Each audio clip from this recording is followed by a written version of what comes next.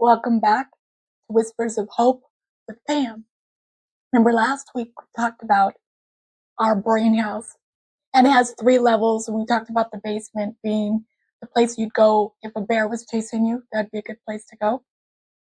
We talked about the main level being emotions, and we talked about the attic being basically our higher consciousness, the spirituality of each one of us. And I gave you a story about the basement. Now, before we go any further, I want to tell you that if you're interested, there is a freebie. You can go into the description of this video, and we have a worksheet, and all you have to do is hit the link, and you can download the worksheet, and it helps you put all of this together on paper if you're kind of a visual person and not just an auditorial person. It links the personalities that we spoke about in the first few videos with the pebbles and the rocks, the boulders that you're carrying that represent trauma, and then this brain house. And it also links that with your kiddo and whether you're extrovert, introverted, and how that's all going to correlate. So you'll be able to recognize the different energies and dynamics of the different relationships you have. I like it. It kind of helps me put things in perspective. So today we're talking about the main floor and the attic. So an example of the main floor is, picture a child, and he wants to belong. Like all of us want to belong. We want to feel appreciated and seen and that we belong. And this child does too. So he's on the school grounds, and some kids are playing soccer. They're playing soccer back and forth. And so he goes and he stands there. He wants to play, but he doesn't know if he wants to ask because he doesn't want to be rejected. But he wants to play. He's a pretty good soccer player. He's new at this school. He doesn't really know anybody at the school. So he's standing there. And finally he gets the courage. He catches the eye of one of the people playing. He says, "Can I play too?" And the person looks at him, the other boy, and he says, "Sure, you're on my team. Come on." And then he plays on the team. And it's a good day. He's made a friend. He's on his main floor.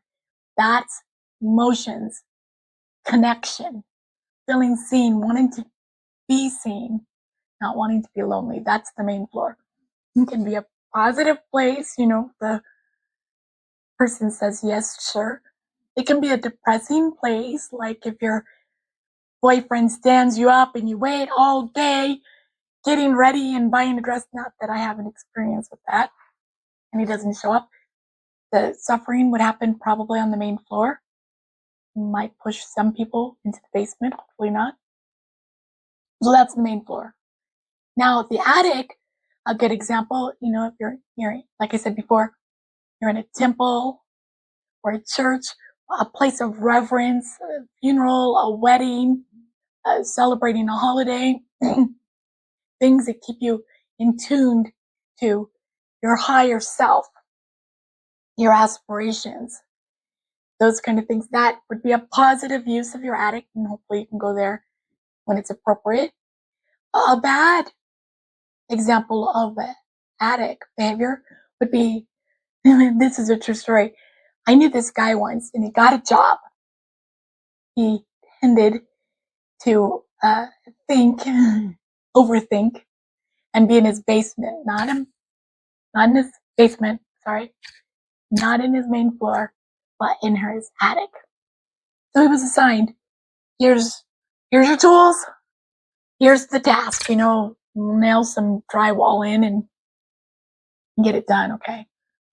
He knew how to do that. He had experience. That's how come he'd gotten the job. And the foreman leaves the job. And this guy, he spent all afternoon getting the workbench organized. Every screw he put in order, all the right sizes. He got all the hammers, all the different instruction, the saw, all of it nice and organized on his workbench. Different nails, he knew where they went. By the time he was done, he had the most amazing workbench, very organized. In comes the foreman, and not one nail had been hammered in. The foreman was not impressed. The foreman had not expected for not one piece of drywall to be hung, not one nail. And so what did the foreman do? Fired him. At this point, probably the guy moved from his attic to his main floor, realizing, that he was being rejected.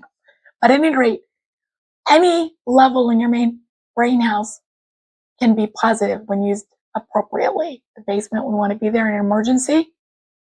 The main floor, we'd like to probably be there if we're at a party or out on a date, visiting on the phone with a friend.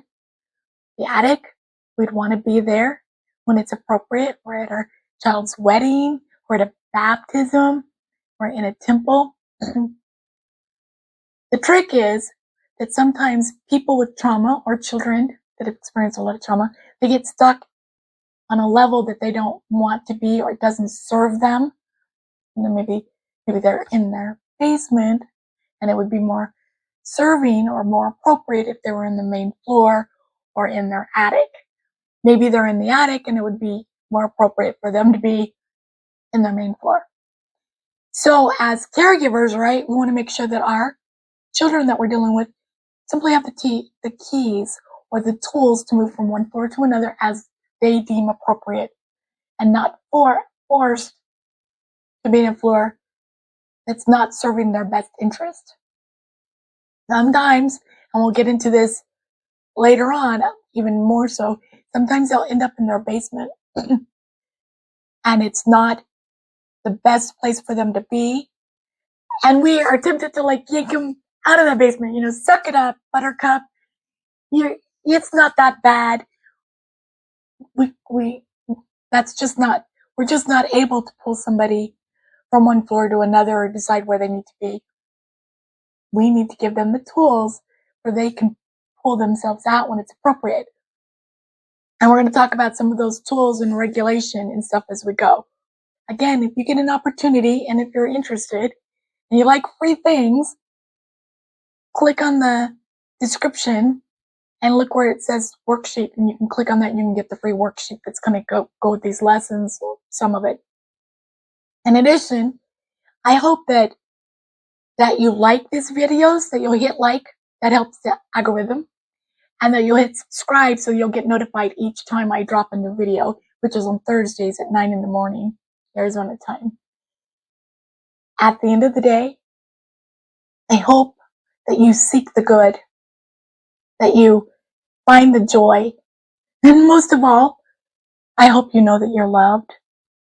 You are making a difference in this world. You're seen, you're appreciated, and you're worthy, and you deserve the best that life has to offer. I appreciate that you're helping kids that have had trauma. I know that you've probably had your own trauma, and that's brought you here. And that makes you such an inspiration to me. Okay, till next time, bye-bye.